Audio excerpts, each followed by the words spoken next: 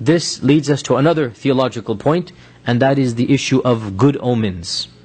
Good omens, positive omens. And this one phrase shows us what does it mean to have a good omen. Our Prophet ﷺ said that there's no such thing as superstitions, as bad omens. La adwa wa la tirata wa la hammata. All of these bad omens, like in our world, bad omens are like Friday the 13th, or a black cat, or breaking glass, or an upside down horseshoe, or all of these things, And then good omens are four-leaf clover. All of these things that our culture is familiar with, and of course every culture has these types of things. So the Prophet ﷺ said all of these things don't exist. La adwa wa la tirata wa la hamma. They don't even exist. And in one hadith he said, at-tiratu shirk, at-tiratu shirk. That believing in omens is a type of shirk. If you believe a black cat is going to harm you, if it crosses your path, you have some serious theological issues, really, So the Prophet ﷺ said, this is all shirk, there's nothing like this. Then he said, وَلَكِنْ يُعْجِبُنِ الْفَأَلِ. But I like positive optimism. I like good omens. So they asked him, what do you mean by al-fa'al? Al-fa'al is the Arabic term. What do you mean by al-fa'al? He says, a good word or a good phrase that somebody hears. The hadith is in Bukhari. Now, what does this mean? So let's give an example that is easier or clearer to understand. A good omen is to read in, there's two conditions.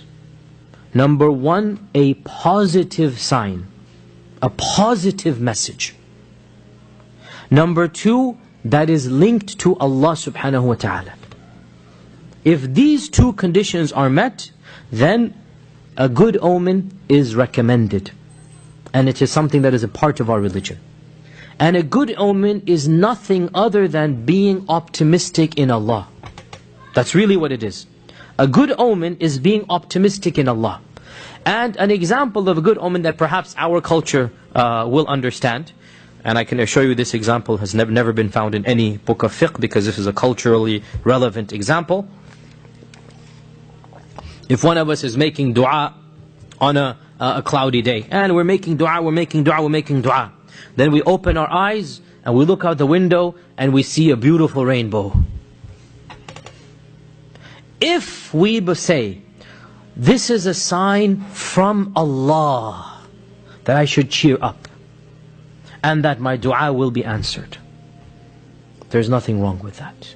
In fact, it's good. The Prophet said, I like al-fa'al, yu'jibuni al-fa'al. Why is there nothing wrong with that? Because shouldn't we already be thinking that Allah will give us what we want? Optimism and iman. Correct? So anything that boosts that optimism, anything, is something that is jaiz. It is mustahab, in fact. You should always be optimistic. Right?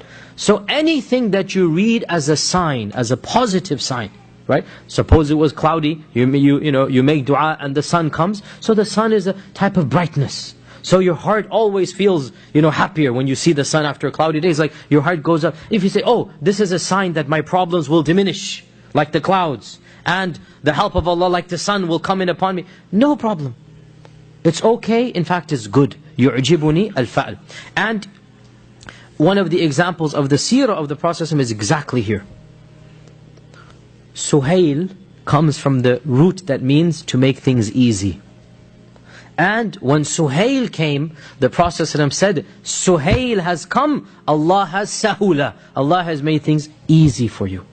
So he derived a positive omen, that khalas, this is good news now, that Suhail is coming and our matters will be made easy for us. And in fact, that's exactly what happened.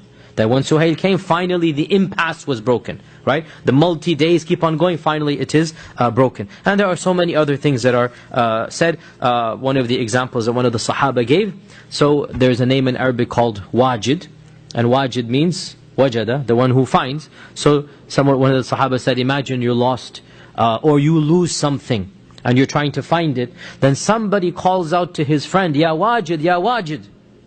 And you hear that, and you take this as a good sign, I will be the wajid.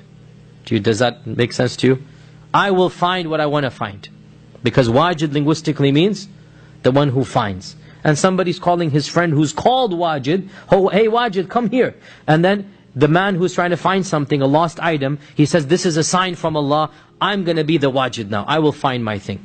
This is an example. Again, in our culture, I give you some other examples. My point being, whatever you read in a positive sign, that Allah is sending a positive sign to me, that insha'Allah my problems will be solved, insha'Allah my dua will be answered, insha'Allah my sickness will be cured, whatever positive sign. Two conditions. Number one is positive. There is no such thing as negative. So if you're making dua, and then there's a thunder, don't think that this is a sign that Allah has rejected my dua.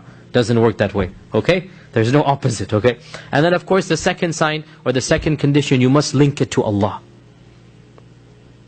And this is one of the biggest problems of all of our bad luck things that we have. It's not even linked to Allah Azza wa Jal. Bad luck from a cat crossing your path, come on.